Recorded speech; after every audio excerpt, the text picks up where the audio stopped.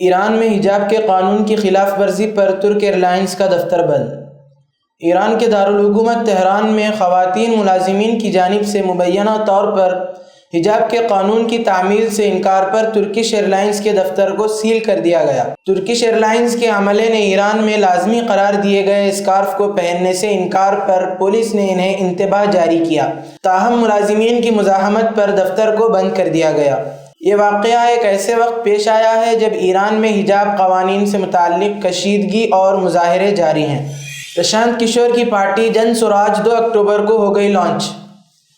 بہار assembly انتخاب میں 75 مسلمانوں کو ٹکٹ دینے کا وعدہ۔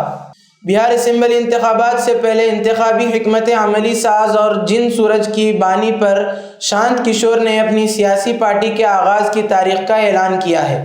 پرشانت کشور نے کہا کہ ان کی پارٹی 2 اکتوبر کو مہاتما گاندھی کے یوم پیدائش پر لانچ کی جائے گی۔ پورے بہار میں 2 سال کے سیاسی سفر کے بعد اب وہ اپنی سیاسی پارٹی بنائیں گے اور وہ بہار کے آئندہ اسمبلی انتخابات میں 243 سیٹوں پر اپنی امیدوار کھڑے کریں گے۔ پرشانت کشور کے مطابق جلد ہی 21 لیڈروں کی ایک کمیٹی بنائی جائے گی جو امیدواروں کے بارے میں مشورے دے گی۔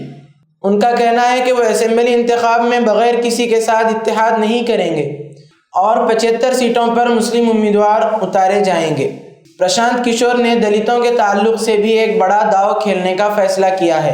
ریاست کی آبادی میں دلتوں اور مسلمانوں کی مجموعی شراکت داری 37% ہے، اس لیے وہ بڑی تعداد میں دلتوں کو بھی انتخاب میں اتارنے کی پالیسی پر کام کر رہے ہیں۔